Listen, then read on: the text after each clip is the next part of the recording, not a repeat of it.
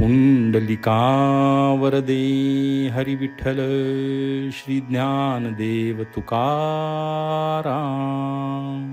श्री पंढरीनाथ महाराज की जय. श्री ज्ञानेश्वरी सारांश अध्याय 4. देवे ब्रह्मार्पणत्वे क्रिया सांगितली. या अध्यायापासून 12व्या अध्यायाच्या अद्वैष्टा सर्वभूतानाम या 13व्या श्लोकापर्यंत श्री ज्ञानेश्वर महाराजांच्या दृष्टीने गीतेतील उपासना कांड आलेला आहे. 3ऱ्या अध्यायात प्रत्येकाने कर्म केलेच पाहिजे असा निर्णय भगवंतांनी केला आहे.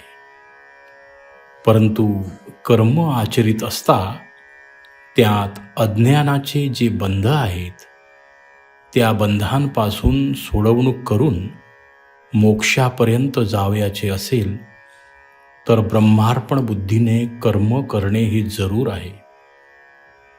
शरीर, वाणी व मन याद्वारा जे विहित कर्म उत्पन्न होते ते एक ईश्वराच्याच प्रीत्यर्थ करणे जरूर आहे. ही उपासना कशी करावी हे सांगण्यास या 4थ्या अध्यायाच्या शेवटच्या भागात आरंभ केला आहे. भगवंतांच्या म्हणण्याचा अनुवाद करण्यापूर्वी त्या अनुवादाने श्रोत्यांना सुखाची मेजवानी होणार आहे असे म्हणून श्री ज्ञानदेव श्रोत्यांचे अवधान प्रथम एकाग्र करून घेतात व अर्जुनाचा प्रश्न नसताही भगवान त्याला आपणहूनच अत्यंत दुर्मिळ सर्वांपासून आतापर्यंत चोरून ठेवलेली गोष्ट सांगत आहेत. याची उपपत्ती सांगतात. ज्ञानदेव म्हणतात की अर्जुनावरील देवाचे असलेले निस्सीम प्रेमच यास कारण आहे. भगवंताचे म्हणणे ज्ञानदेवांनी जे मांडले ते थोडक्यात असे आहे. मागील अध्यायात सांगितलेला निष्काम कर्मयोग माझ्यापासून पूर्वी विवस्वत मनु, इक्ष्वाकू व इतर राजर्षी यांना परंपरागत प्राप्त झाला होता. परंतु सांप्रतकाळी वैराग्य विवेकांच्या अभावी व लोक देहासक्त होऊन विषय सुखात दंग झाल्यामुळे जो निष्काम कर्मयोग लुप्त झाला तोच पुन्हा मी आज तुला युद्धाची धांदल क्षणभर बाजूस ठेवून सांगितला. याचे कारण तू प्रेमाचा पुतळा, भक्तीचा जिव्हाळा व सख्याची मूर्तीच आहेस. मी फार प्राचीन काळी हा उपदेश केला असे सांगणारा श्रीकृष्ण सध्या अर्जुनाच्या समोर उभा आहे. यात जी विसंगती दिसते तिचे निराकरण करून देवांनी सांगितले की माझ्यासहित सर्वांचे आजपर्यंत कितीतरी जन्म होऊन गेले, पण मनुष्याला आपल्या जन्माची आठवण राहत नाही, परंतु मला ती राहते. वास्तविक मी जन्मरहितच आहे, पण मी जन्म घेतो ही जी क्रिया दिसते ती मायेमुळे भासते. एकाच वस्तूची आरशामुळे 2 रूपे दिसतात, तसे माझे अवतार कार्य भासते. हे अवतार कार्य धर्माची संस्थापना, साधूंचे रक्षण व दैत्यांचा नाश करून जगात धर्म नांदून सुख वाढावे एवढ्याकरिता आहे. हेच माझे अवतार कार्य आहे व हे काम, क्रोध, भय यांपासून मुक्त असलेल्या पुरुषांना यथार्थ रीतीने समजते. वास्तविक ते पुरुष मद्रूपच आहेत. मात्र जे लोक भेदबुद्धीला वश होतात त्यांना परमात्मा एक रस असूनही जगात चांगला वाईट असा भेद दिसतो. वास्तविक हा भेद त्यांच्या बुद्धीत आहे. ब्राह्मणादी 4 वर्णातील माणसे वस्तुतः एकच आहेत, परंतु त्यांच्या ठिकाणी जे स्वभाव, धर्म व गुण आहेत त्यांच्या अनुरोधाने मी त्यांची 4 वर्गात विभागणी केली आहे व प्रकृतीजन्य गुणातील भेदांप्रमाणे त्यांना कर्मे वाटून दिली आहेत. म्हणून तत्वतः विचार केला तर या वर्णभेद संस्थेचा कर्ता मी नव्हे. प्रत्येकाने आपापले कर्म योग्य रीतीने आचरले तर तेच कर्म कर्मबंधापासून निसंशय सोडविल.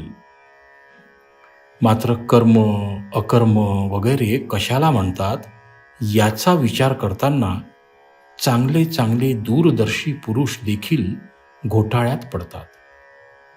म्हणून या सर्व क्रियेच्या बुडाशी महत्त्वाचा विचार असा आहे की कर्म घडत असले तरी ते आपण करीत नाही अशी ठाम समजूत ठेवणे व त्याच्या फलाची आशा न ठेवणे. कर्म करीत असताही आपले नैष्कर्म्य तसेच आहे अशा समजुतीने राहणे, हीच याची युक्ती आहे. ती ज्याला सापडली तो ब्रह्मरूप झालेला पुरुष संतोषाच्या गाभाऱ्यात आत्मबोधाचे सेवन करीत असतो. लौकिकदृष्ट्या यदृच्छेने जे मिळेल त्यावर तो संतुष्ट असतो. त्याला आपला व परका असा भेद राहत नाही. सर्व विश्व त्याला वेगळे राहिलेले नसते. मग त्याला कर्म कुठले व जरी त्याने लीलेने यज्ञादी कर्मे केली तरी त्याच्या ऐक्य भावनेमुळे शेवटी ती ऐक्यातच मिळतात. कर्म ब्रह्मच आहे असे साम्य त्याच्या अनुभवाला आले व मग त्याने कर्म केले तरी ते नैष्कर्म्यच आहे असे समजावे. विवेकयुक्त व वैराग्ययुक्त होऊन ज्यांनी योगरूप अग्नीची उपासना स्वीकारली आहे त्या दैवयज्ञाचे ब्रह्मरूप अग्नीचे उपासक तसेच इंद्रियांची व प्राणांची सर्व कामे ज्ञानरूपी अग्नीने प्रदीप्त झालेल्या आत्मसंयम स्वरूपी अग्नीत आहुती देणारे या सर्वांच्या यज्ञक्रिया जरी भिन्न दिसतात तरी त्या सर्वांचे मोक्ष हे एकच फल आहे. द्रव्यादी यज्ञद्वारा मनाच्या ठिकाणचे सर्व मळ धुवून टाकून अज्ञान नाहीसे झाल्यामुळे केवळ ज्ञान तेवढेच शिल्लक राहते. असे जे ब्रह्मतत्व ते अशी लोक पावतात. हे द्रव्य इत्यादी यज्ञ जरी सांगितले आहेत तरी ज्ञान यज्ञाची योग्यता त्यांना कधीही येत नाही. ज्ञानाची महती ही फार मोठी आहे. ते जर प्राप्त करून घ्यावयाचे असेल तर संत चरणांची अनन्य सेवा हा एकच उपाय आहे. त्याची प्राप्ती झाल्यावर मोहरूपी अंधकार नाहीसा होऊन भ्रांती, व्यामोह यांचा संपर्कही लागणार नाही. ज्ञानासारखी पवित्र वस्तू दुसरी नसून ती फक्त आणि फक्त आत्मसुखाची ज्याला चटक लागून सर्व विषयांचा वीट आला आहे व ज्याला इंद्रियांची ओढ नाही व जो कर्माचे कर्तृत्व आपल्याकडे घेत नाही अशा पुरुषालाच प्राप्त होते व त्यामुळे त्याला निरंतर शांतीचा लाभ मिळतो.